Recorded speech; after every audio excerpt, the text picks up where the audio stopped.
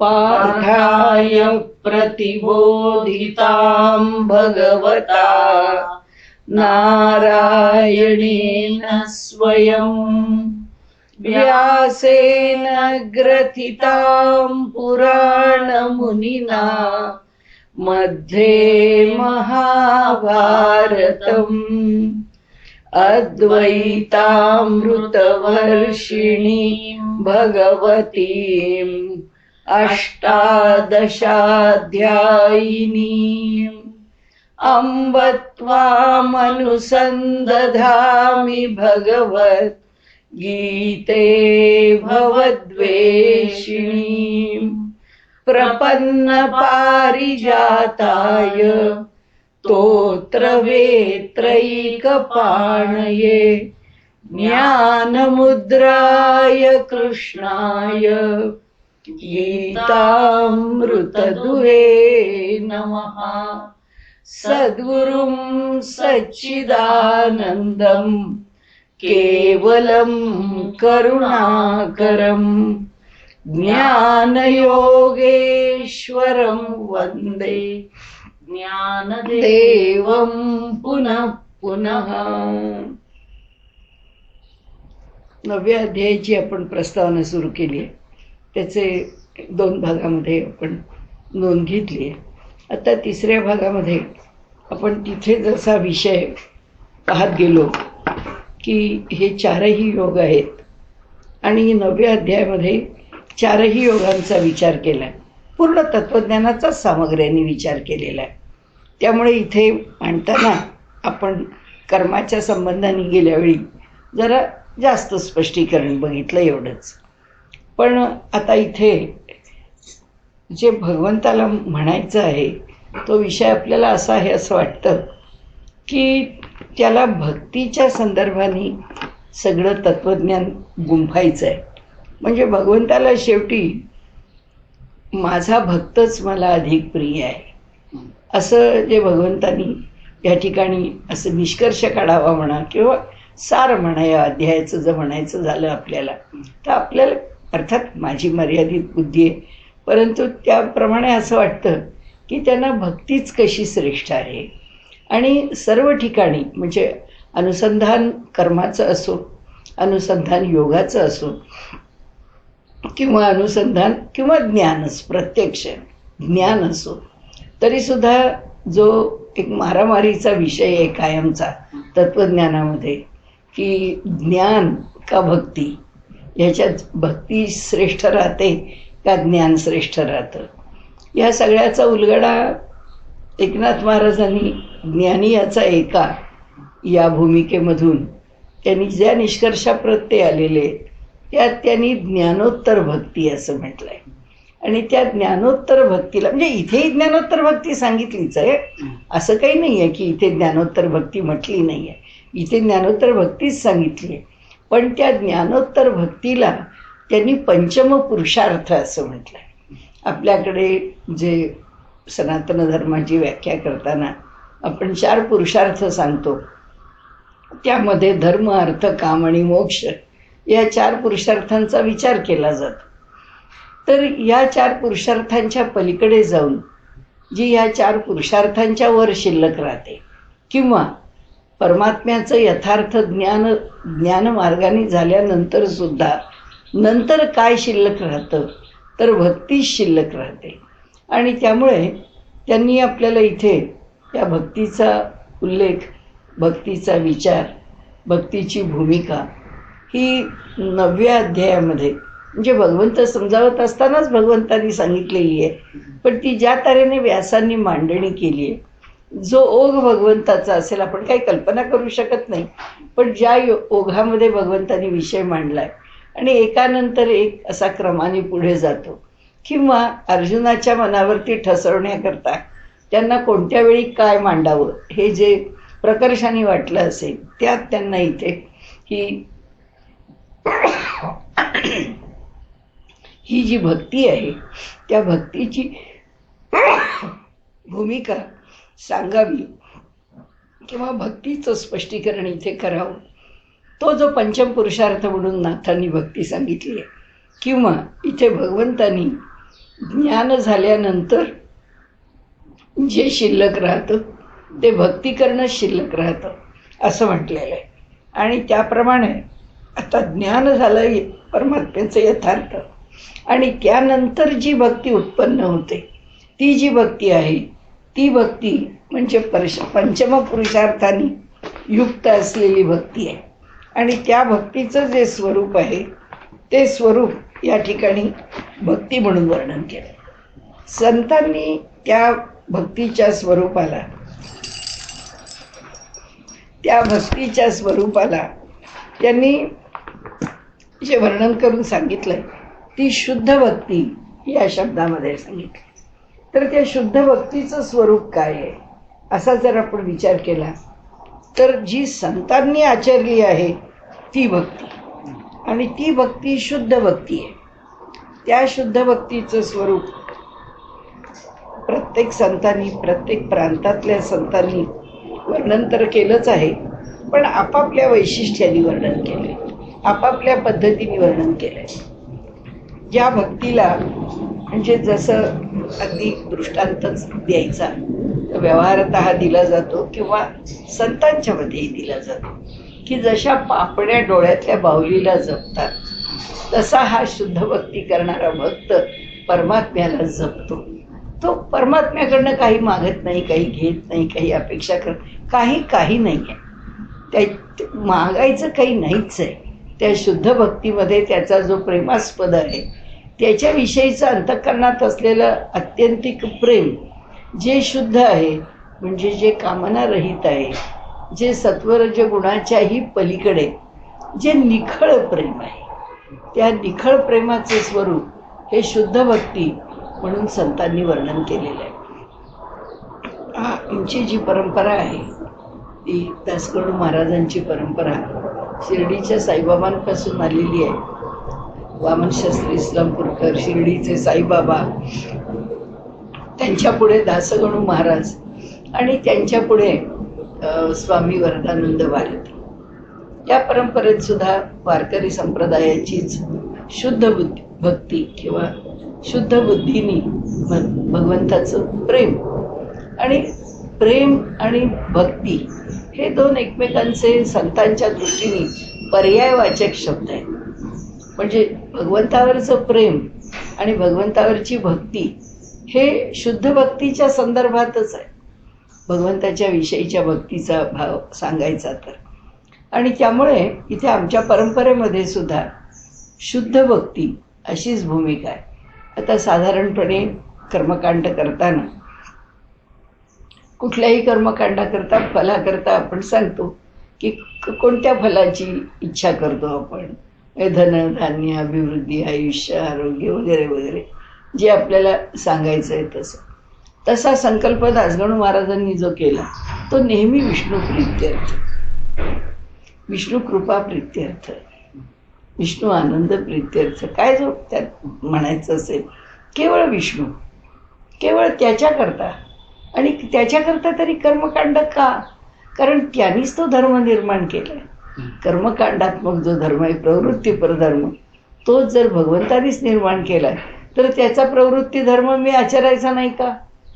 तर मला सांभाळणं माझं काम आहे, कारण त्याला वाटलंय म्हणूनच त्यांनी केलंय, आणि त्यांनी जर केलाय तर ते सांभाळणं माझं काम आहे. आणि त्यामुळे तो धर्म सांभाळायचा तर कुणाचा धर्म सांभाळायचा? त्याचाच. आणि कशाकरता सांभाळायचा? त्याच्याकरताच.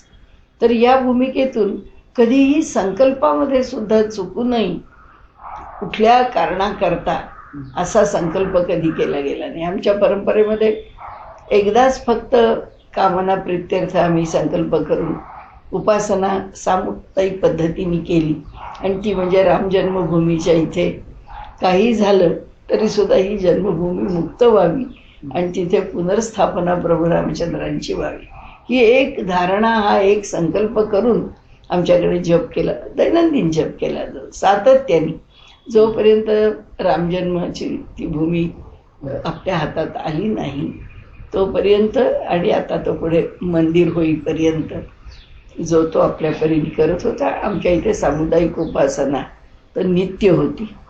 तर ती नित्य उपासना होती. त्या उपासनेमध्ये आमच्याकडे कधी खंड पडला नाही आणि त्या उपासनेला वेगळं सवंग रूप पण दिलं नाही.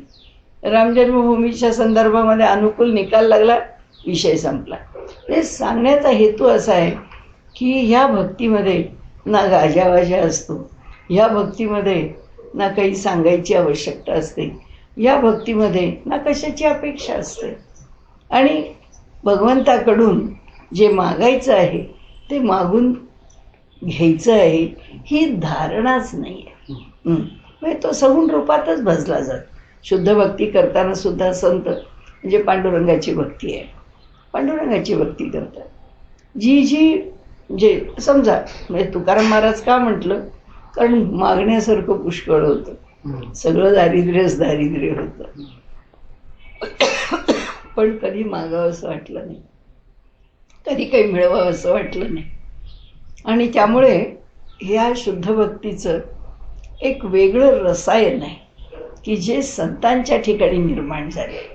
आणि आसेतू हिमाचल संतांना आपण बघितलं तर आपल्याला प्रत्येकाची एक लौकिक स्थिती किंवा भजन करण्याची, सेवा करण्याची, भगवंताच्या ठिकाणी लीन होण्याची पद्धती आपल्याला वेगळी दिसेल.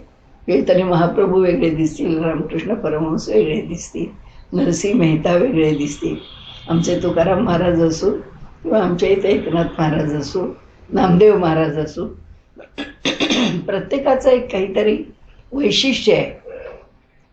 त्या वैशिष्ट्याने भक्ती केली जाईल. परंतु त्यामधला हा जो एक धागा आहे, हे जे सूत्र आहे, हे समान सूत्र असे तो हिमाचल तसंच आहे. त्याचं एक उदाहरण मी आपल्याला, जसं आमच्या परंपरेतल्या संकल्पाचं उदाहरण दिलं, तसं भगवंताकडून मागायचं नाही म्हणजे किती नाही. आणि त्यांनी जर दिलं आपणहून तरी त्याचं सुद्धा दुःख आहे. म्हणजे असंच मी उत्तरकाशीला होते आणि माझे सद्गुरू स्वामी वरदानंद भारती तिथे असत बहुतेक, म्हणजे दीर्घ काळ म्हणूया, बहुतेक काळ त्यांचा उत्तरकाशीत व्यतीत होत असे. त्यावेळी मी त्यांच्याकडे असताना सकाळी एकदा त्यांनी आपल्या खोलीचं दार उघडलं. म्हटलं अप्पा असं कसं आज सकाळी दार उघडलं तुम्ही? तर मला ये म्हणाले कल्याणी माझ्या खोलीत. मी त्यांच्या खोलीत गेले, बसले. त्यांच्या डोळ्यातनं पाणी इतकं म्हणजे पाझर पूर होता अश्रूंचा. म्हटलं आता काय झालंय कोणाला माहीत. बसून राहिले. थोडा त्यांचा गैवर उसरल्यानंतर ते म्हणले आज त्यांनी फार त्रास घेतला. म्हटले आज त्यांनी फार त्रास. म्हटलं काय झालं? म्हणाले मी त्याला मागितलं नाही, मला काही अपेक्षा नाही, माझ्या ध्यानी नाही, मनी नाही, पण म्हणाले आज तो माझ्या समोरच येऊन उभा राहिला आणि त्यांनी मला दर्शन घे. कशा करता? म्हटलं आप्पा आता हे कठीण आहे. म्हटलं दर्शन मिळण्याकरता माणूस तळमळतो, मला कसं दर्शन मिळेल ह्याकरता जीवाची नुसती त्याच्या हे चाललेली असते, आकांत म्हणा किंवा त्याची तडफड असते. पण म्हटलं हे तुमचं जरा अघटितच आहे बा. आम्हाला तर काही म्हणजे एक तर्काला थोडीशी सुद्धा मला काही जागा नाही आहे. ते म्हटले असं नाही कल्याणी. म्हणाले असं आहे की आपण त्याची भक्ती करायची आहे बस. पण त्याने प्रकट व्हायचं काय कारण? त्याला त्रास द्यायचं काय कारण? त्यांनी आपल्याकरता यावं आणि आपल्याला दर्शन द्यावं, हा त्याला त्रास कशा करता आणि का म्हणून द्यावं मी त्याला? म्हटलं बापरे हे काय आपल्याला कळत नाही. म्हटलं नामदेव महाराज पाहिले तर भगवंत कीर्तनात उभा राहिला नाही की रुसून खाली बसून राहिले मांडी घालून. ही उदाहरणच आम्हाला माहिती आहे की भक्ती अशी उत्कट असते वगैरे. पण भक्तीची तेवढी उत्कट असते, ती जेव्हा प्रकट होत असते, ती जेव्हा आविष्काराला येत असते, तिने अजून जेव्हा एका खालच्या पातळीवरती उतरून जेव्हा भक्ती तो करत असतो, संत असाच असतो, शुद्ध भक्तच असतो. पण जोपर्यंत ती परिपक्वता आलेली नसते किंवा त्या संतांच्या ठिकाणी लाघव करायचं. माऊलींना काय परिपक्वता यायची, पण माऊलींनी मागितलंच ना.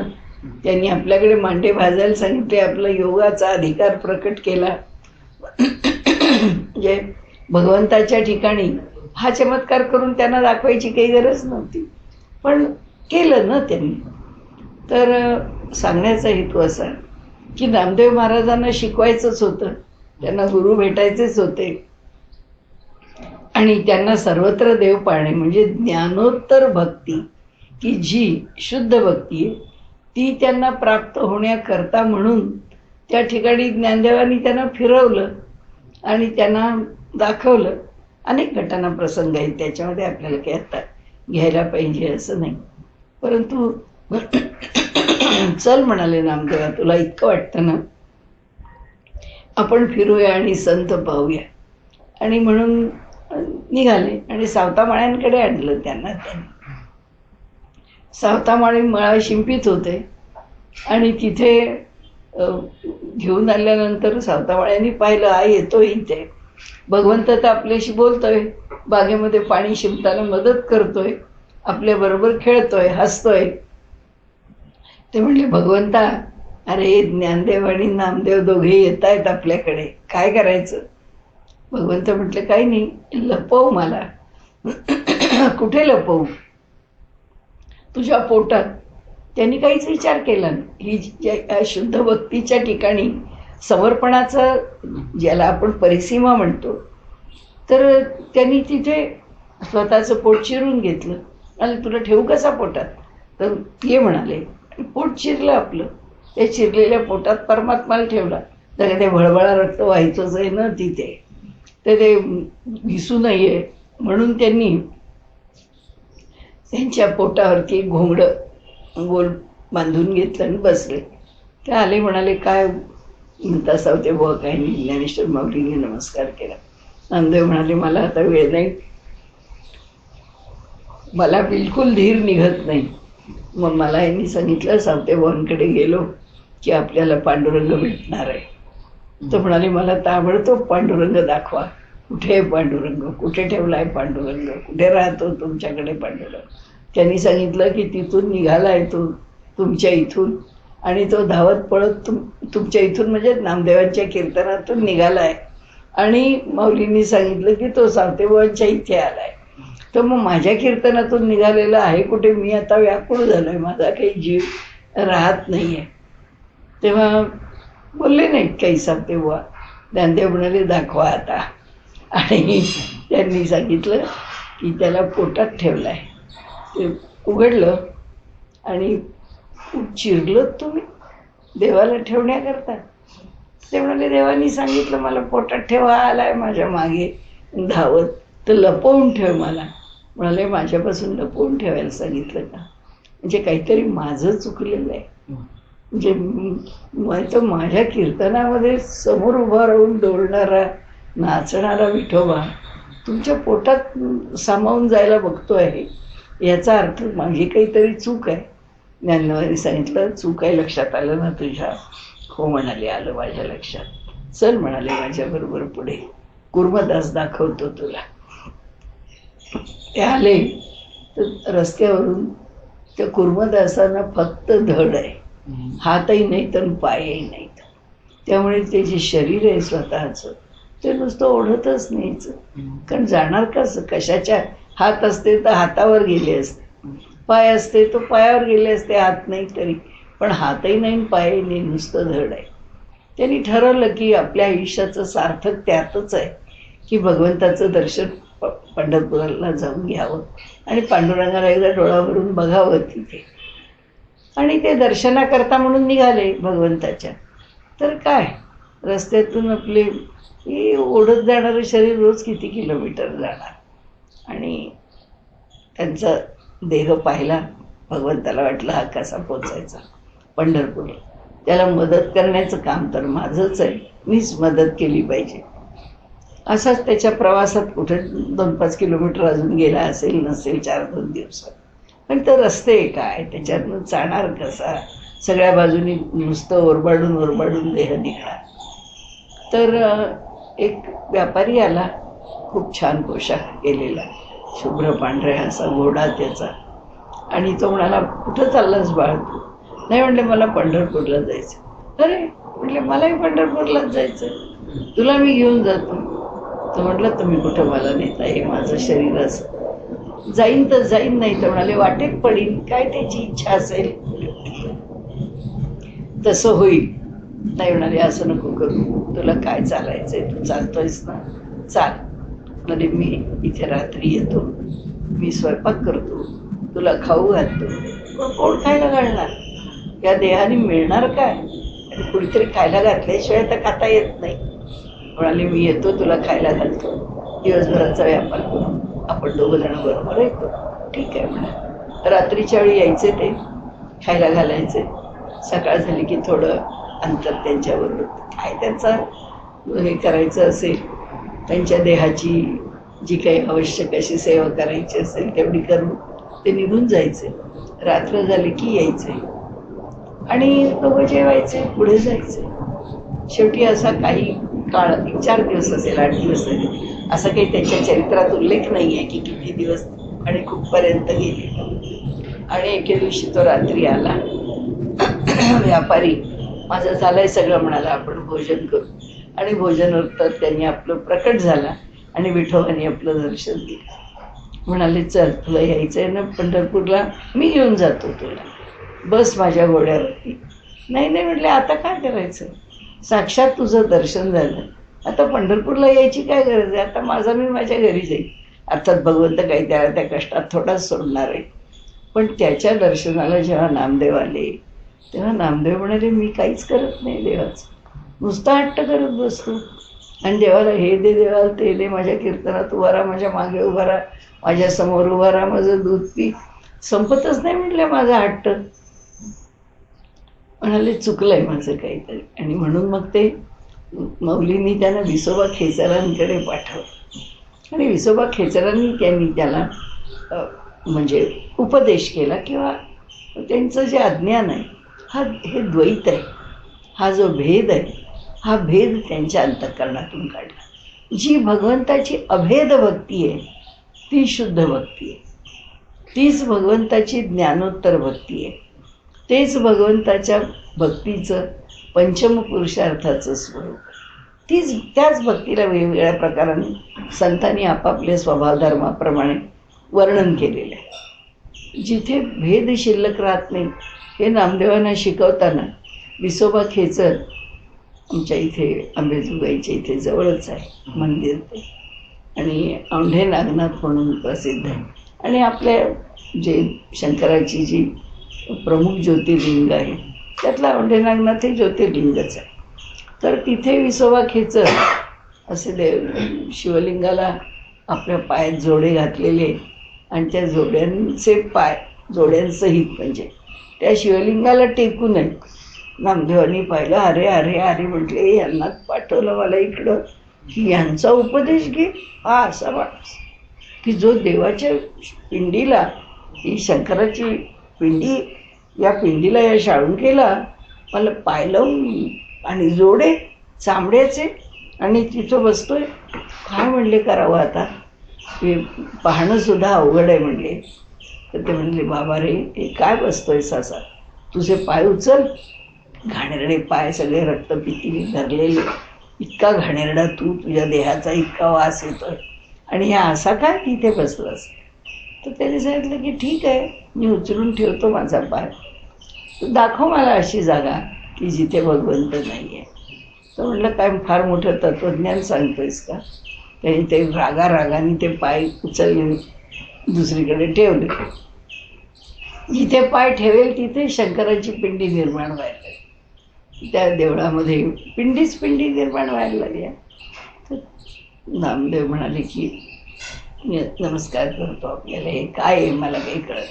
त्यांनी सांगितलं अरे तुला उपदेश करायला तर पाठवलं भगवंताने, तुझ्या अंतःकरणात जे द्वैत आहे, तुझ्या अंतःकरणात जी विठोबाची भक्ती आहे, पुष्कळ पुष्कळ तुझी निष्ठावान भक्ती आहे, पुष्कळ आढळ भक्ती आहे, अगदी तुझं तुझ्या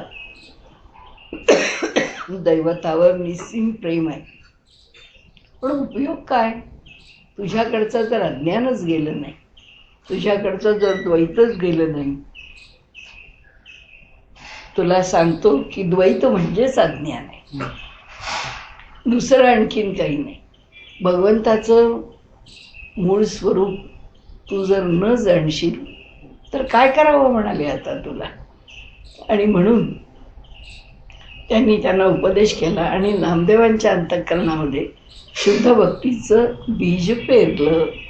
असं म्हणजे संतांमध्ये ही जी भागवत धर्मामध्ये, ज्या भागवत धर्माच्या झेंड्याखाली सगळा महाराष्ट्र ज्ञानेश्वर माऊलींनी आणला, त्या भागवत धर्माची ही भक्ती आहे, भागवतांनी वर्णन केलेली ही भक्ती आहे.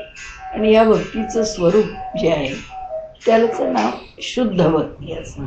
म्हणजे नवविधा भक्तीमध्ये सायुज्य मुक्तीच्या करता किंवा अंतिम भक्ती आत्मनिवेदन ज्याला म्हटलेलं आहे, या सर्व भक्तींच्या ठिकाणी आत्मनिवेदन भक्तीवर तरी नेऊन ठेवावं किंवा याचं एक स्वतंत्र वैभव म्हणून शुद्ध भक्तीचं आपण वर्णन करावं. अशा प्रकारे ही भक्ती 9व्या अध्यायात सुद्धा त्यांनी सांगितली. म्हणून अनन्यश्चिंतयन्तो मां ये जनाः परिपासते तेषां नित्याभियुक्तानां योगक्षेम वहाम्यहम्. की मी जातोच त्यांच्याकरता, पुन्हा पुन्हा त्यांना भेटतो, त्यांचं असेल ते काम करतो. आपण गेल्याही वेळी मागच्या प्रस्तावनेत बोललो की हा त्याचा गाभा आहे, ही त्याची मध्यावधी भूमिका आहे की शेवटी संतांचं जीवन असतं कसं किंवा भगवत भक्त असतो कसा. आणि त्याहीपेक्षा तो कोणत्याही मार्गाचा, म्हणजे गीतेच्या भूमिकेतनं बघायचं तर हे 4 मार्ग आहेत पुरुषार्थाचे. या मार्गांच्या मध्ये भक्ती असो, ज्ञान असो, कर्म असो किंवा योग असो, या सगळ्याचं आचरण करताना त्याचं पायाभूत तत्त्वज्ञान काय, त्याची पायाभूत भूमिका काय, तर त्याची पायाभूत भूमिका भक्तीच आहे. आणि त्यामुळे मगाशी मी जे सांगत होते की मला भगवंत भेटायला आलाच कशाला, तर मग नंतर हे सगळं बोलून झाल्यावर त्यांनी मला उत्तर काशीला होतो हा प्रसंग, तर त्यांनी भगवंताची जी आरती रचली, तो भगवंत येऊन गेला त्याबरोबर त्या जय जगदीश हरेच्या चालीवरती त्यांनी नारायणाच्या आरती रचलेली. आणि ती आरती मला म्हणाले जाऊन बाहेर जाऊन म्हणजे झेरॉक्स करून घेऊन ये त्याची. सांगण्याचा हेतू असा की भगवंताला एवढंही दुखवायचंच नाही. या शुद्ध भक्तीची जी कोळीक आहे, त्या भक्तीमधली जी कोळीक आहे, ती कोळीक अशी आहे की तो भक्त भगवंताला दुखावण्याची एवढी, त्याच्या नाराजीची एवढीही अपेक्षा ठेवत नाही. तो नाहीच, तो ते करून अंतःकरणाची कोमलता कशी असेल बरं. म्हणजे संतांचं हृदय कोमल आहे असं म्हणतो, प्रेमळ आहे असं म्हणतो, पण ती कोमलता विलक्षण आहे, विलक्षण आहे. आणि त्यामुळे इथे जे प्रिय आहे माऊलींना 9व्या अध्यायामध्ये, ती त्यांना ही भक्ती प्रिय आहे. आणि तेव्हा त्या सगळ्या मार्गांना अगदी ज्ञानासारखा श्रेष्ठ मार्ग असला तरीसुद्धा शेवटी तो परिणत कुठे होतो, तो याच भक्तीत परिणत होतो, किंबहुना तो याच भक्तीत परिणत झालाही पाहिजे. म्हणजे हेच खरं इथल्या ज्ञानाचं किंवा इथल्या विषयाचं किंवा इथल्या मांडणीचं, इथल्या तत्त्वज्ञानाचं गुह्य आहे असं आपण म्हणावं म्हणाले. आता हे सगळे असे दैवी संपत्तीने युक्त असणारे हे जे श्रेष्ठ पुरुष आहेत, संतांच्या रूपाने असतील नाहीतर वेगवेगळ्या रूपाने असतील. त्यामुळे गीतेवरची टीका लिहिताना जसं लोकमान्यांनी म्हटलं आहे की कर्मयोगच श्रेष्ठ.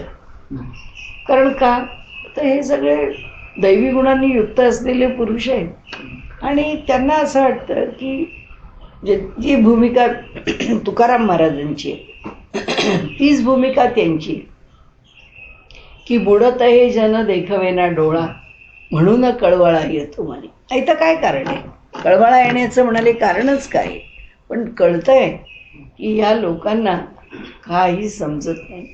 का समजत नाही आणि काय समजत नाही. आयुष्य क्षणभंगूर आहे हे माहिती असूनही लक्षात येत नाही.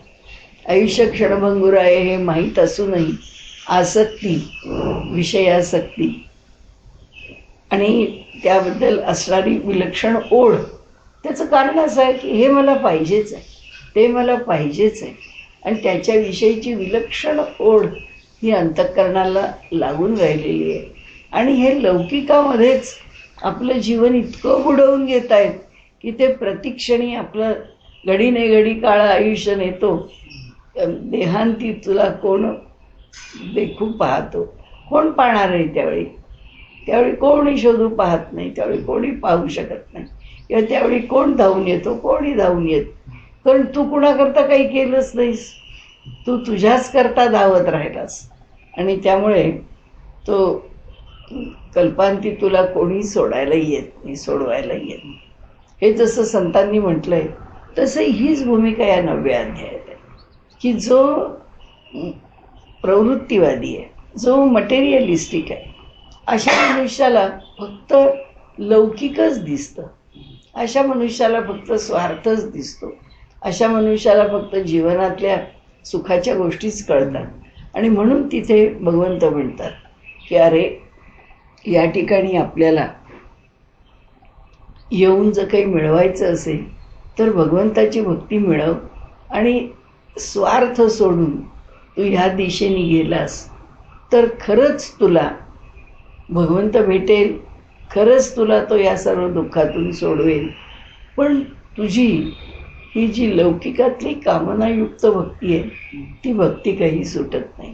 ती सुटावी ही भक्तीची एक सूत्रात्मक भाषा आहे. म्हणजे आपण इथे पुन्हा एकदा तो विषय का घेतला, त्याचं कारण ज्ञानमार्गावर जाताना सुद्धा हेच आहे, भक्ती मार्गावर जाताना सुद्धा हेच आहे, कर्म मार्गावर जाताना सुद्धा हेच आहे. कर्माच्या मार्गावरती सुद्धा असंच आहे की स्वर्ग कामो यजेत. खूप कर्म 100 यज्ञ करतो. का करतो? कारण ते सगळं त्याचं फळ पाहिजे. स्वर्गलोकीचं श्रेष्ठ श्रेष्ठ तर श्रेष्ठ तम सगळ्या डिग्र्या तिथे लावल्या तरी पुन्हा सुखाची कमतरता आहेच त्याला. हे एवढं मिळवण्याकरता इथे तो कर्मकांड करतच राहतो. भगवंत म्हणतात त्याला कधी कळणार की अशा स्वर्गाला लावणाऱ्या तुझ्या शिड्या आहेत त्या मुळातच मोडक्या आहेत, तुझ्या होड्या आहेत हा भावसागर तरुण जाण्याच्या त्या मुळातच फुटक्या आहेत. त्याचं कारण असं तू कामनांनी युक्त आहेस. बरं, त्याचं कारण काय? ठीक आहे, कामने करता तू करावंस आणि ते मिळवावंस. ये यथा माम प्रपद्यन्ते तान तथैव भजाम्यहम्. तर आता ये यथा माम प्रपद्यन्ते की जे जसे मला बसतात, कसा बसतोस की तुला फळ हवं आहे, त्या फळाच्या अभिलाषेने तू मला भजत राहत. ठीक आहे, मी तुला कर्माचं फळ देतो ना, फळ देण्याला मला काहीच अडचण नाही. त्यामुळे कर्माचं फळ तुला मिळतच राहील. पण तू ज्या अपेक्षेने केलं आहेस तेवढंच तुला मिळणार आहे. ते मिळून झालं की तो पुन्हा रिकामाच आहेस, तुझ्याजवळ काहीच नाही. पण तू आणि देणारा कोण आहे? मीच आहे. फळ कोण आहे? मीच आहे. म्हणजे सगळं काही भरून राहिलेला जर मीच आहे आणि मीच जर तुला देणार आहे तर तू कामना करून माझ्याकडे कशाला येतोस? मला कळतच आहे ना तुला काय हवंय ते, तुला काय द्यायला हवंय ते मला समजतं. त्यामुळे मी ते तुला देईनच ना. ते तुला मागायची काय गरज आहे? ते तू मागूच नकोस खरं म्हणजे. पण तू जे वेड्यासारखं मला मागतोस आणि ह्या कामना पूर्ण करून घेतोस त्यामध्ये तुझं अज्ञान आहे. या भक्तीतलं अज्ञान काय आहे? तर भगवंता त्याचा सारखा खुंटा बळकट करायचा. भगवंता तुला दिसतंय ना, भगवंता तुला कळतंय ना, भगवंता मला हे पाहिजे, तुझ्या लक्षात आहे ना. त्याचे आपले सारखे त्याच्या मागे तगादे लावत राहायचे आणि मला दे मला दे म्हणायचे. भगवंत इथे म्हणतात हे सगळं म्हणण्याची तुला गरज आहे का? हे करण्याची तुला गरज आहे का?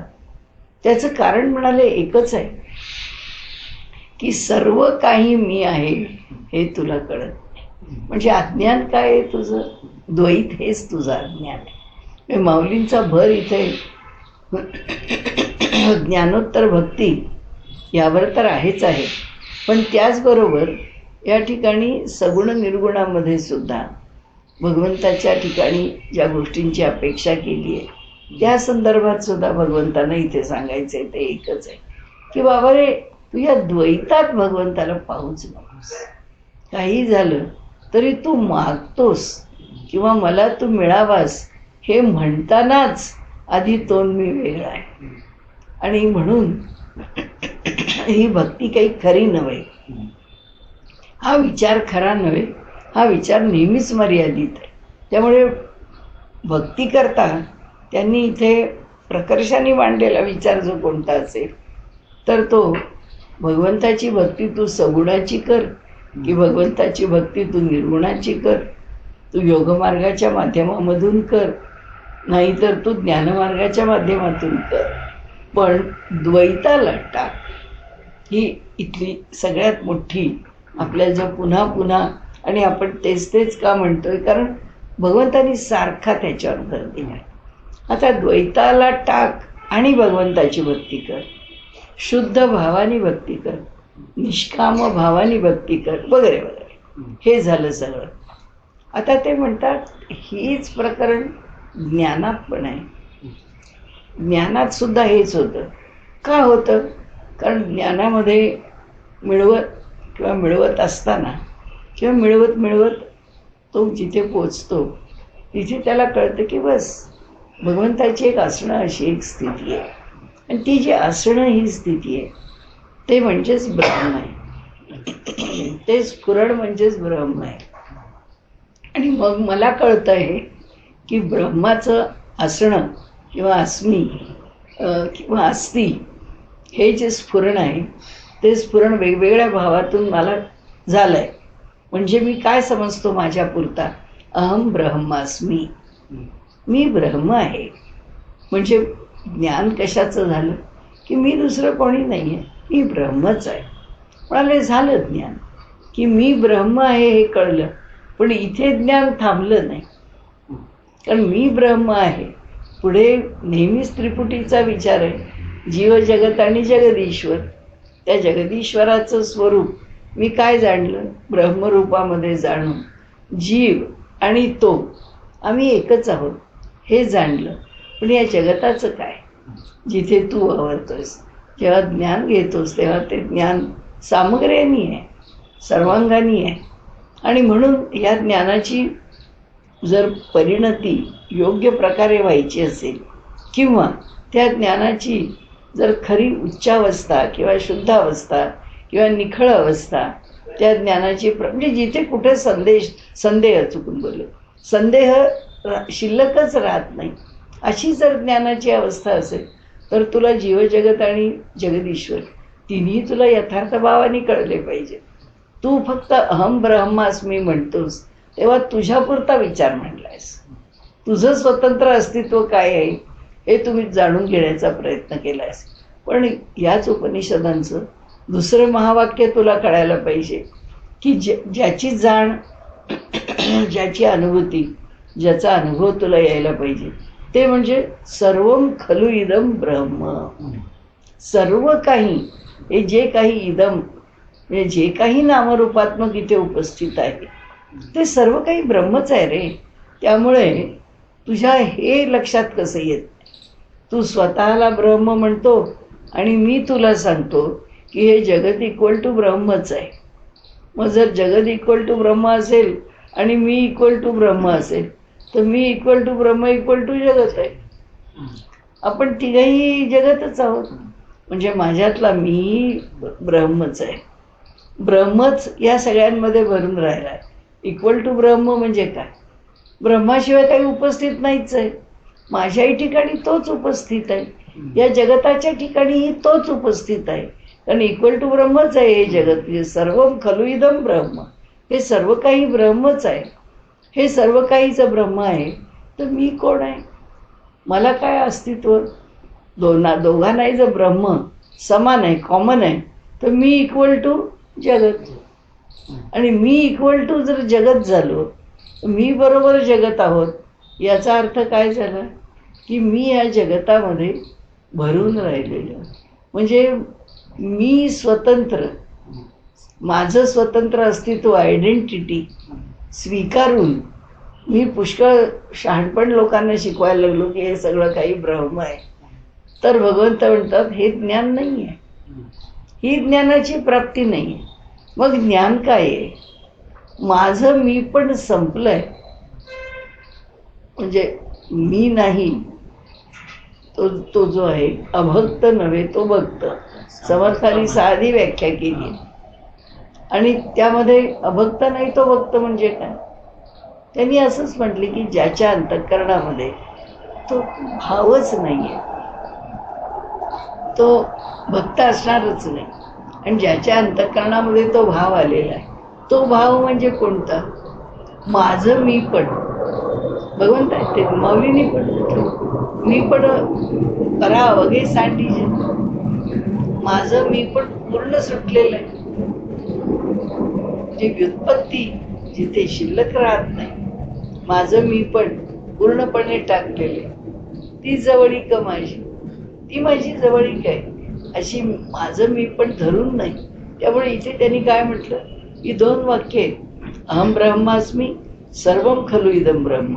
या 2 वाक्यातून जर ब्रह्मच दोन्ही ठिकाणी आहे, तर जो साधा सिद्धांत आला की जीव जगत आणि जगदीश्वर एकच आहे, पूर्णपणे समान भावात, हेच तत्वज्ञान भागवत धर्माचं.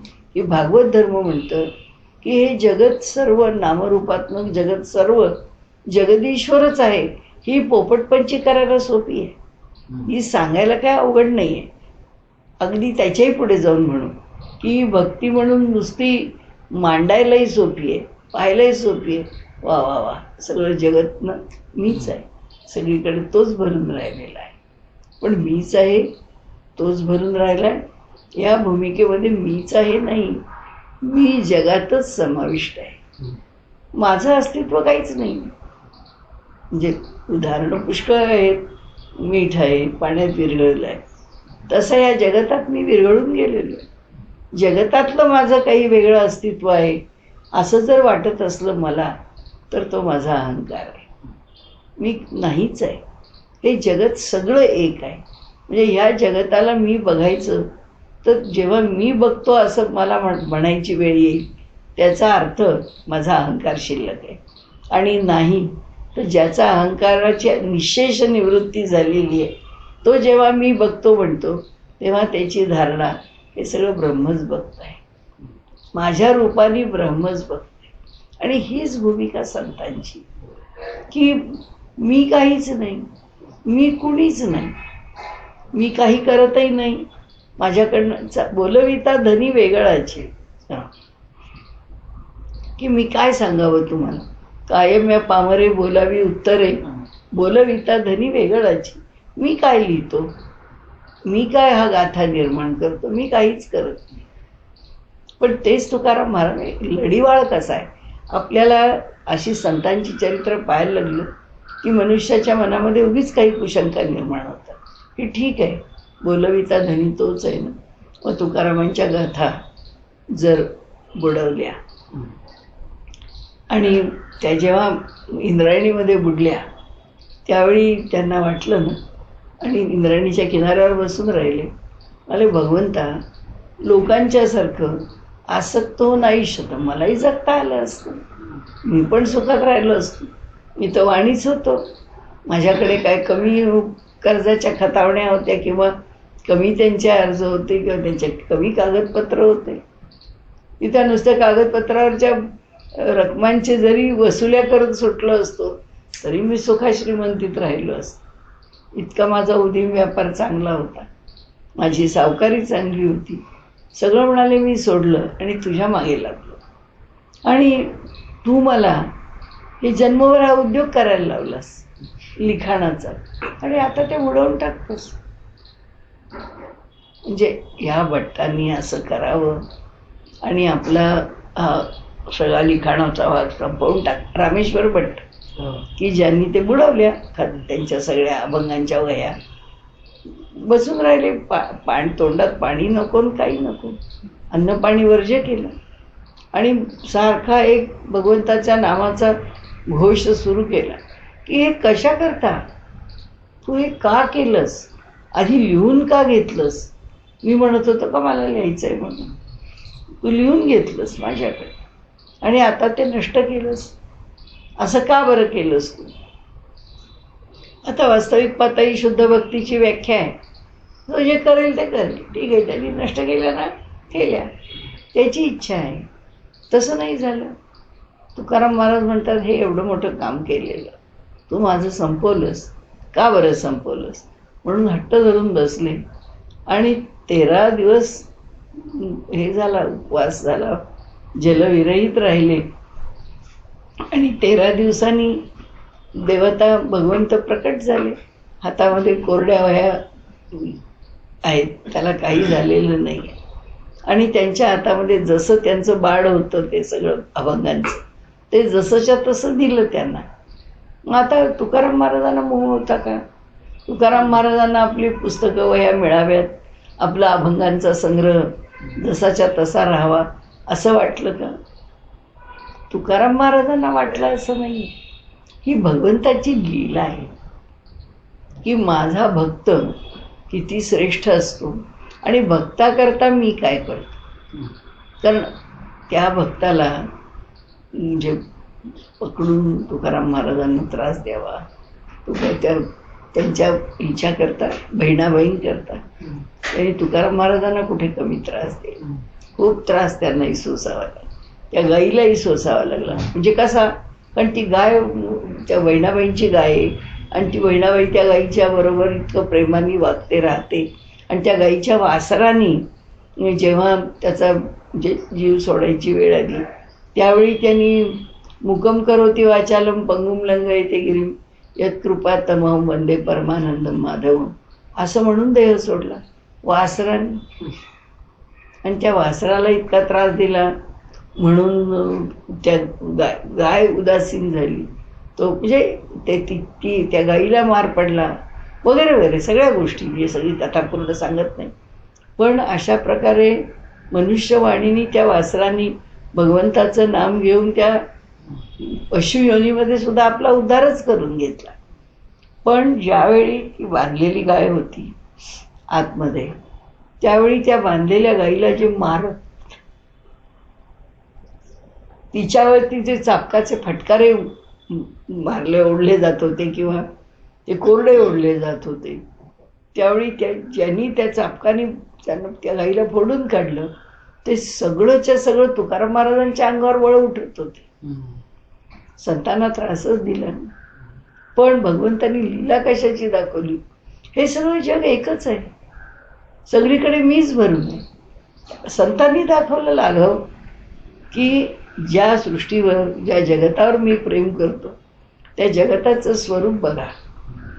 त्या गाईला जर त्रास झाला, माझी शिष्या आहे बहिणा, आणि तिच्याजवळच्या गाईला जर त्रास झाला तर ते मला सहन होणार नाही.